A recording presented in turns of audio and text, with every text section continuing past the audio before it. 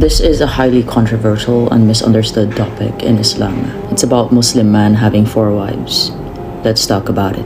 For a man to marry up to 4 wives, to the critic, it's viewed as outdated, a patriarchal privilege. To the misinformed, it's treated as a green light for, let's say, personal indulgence. But if you look at the actual text, especially the history, there is a strict condition tied to this law, and you will realize something shocking. Islam did not invent polygamy. It heavily restricted it. Now let's go to historical context. To understand why this permission exists, we have to look at the world into which the Quran was revealed. In 7th century Arabia, polygamy was completely unrestricted.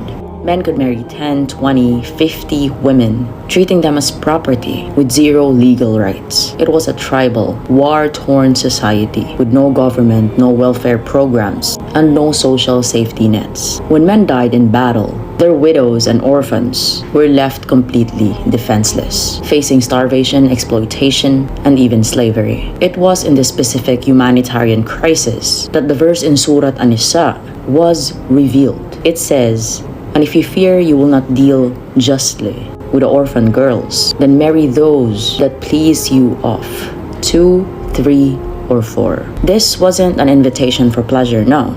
It is a social welfare directive. It was an emergency measure designed to give legal protection, financial stability, and even social dignity to vulnerable women and children.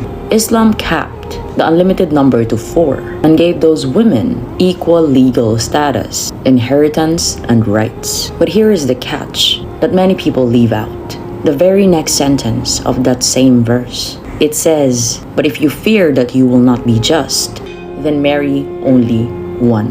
1, not 2, not 3, and not 4. And later in the same chapter, Allah states clearly, "And you will never be able to be equal in feeling between wives, even if you should strive to do so." Islam conditioned plural marriage on absolute justice. This doesn't mean dividing your money evenly. In Islamic law, it means providing separate, equal housing for each wife. It means dividing your time, attention, your emotional presence, and your resources with mathematically equality.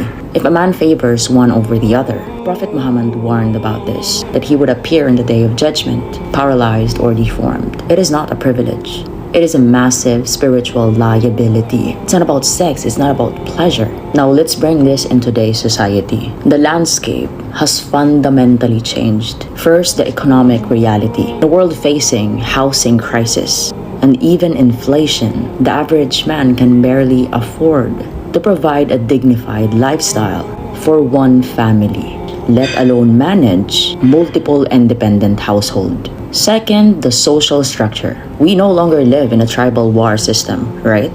Where a woman's survival all depends entirely on marrying into a household. Now modern women changed, educated, financially independent, and hold full legal rights. The demographic necessity of 7th century is largely gone, not totally. Third, the psychological reality. Now modern marriages requires an immense amount of emotional labor, deep mental presence, and mutual partnership. In a fast-paced, let's say high-stress world, trying to split your emotional self across multiple families often leads to a neglected children, broken homes, and deep resentment. The permission remains in the Quran because Islamic law is timeless and must accommodate every historical era, crisis, and even geographic reality.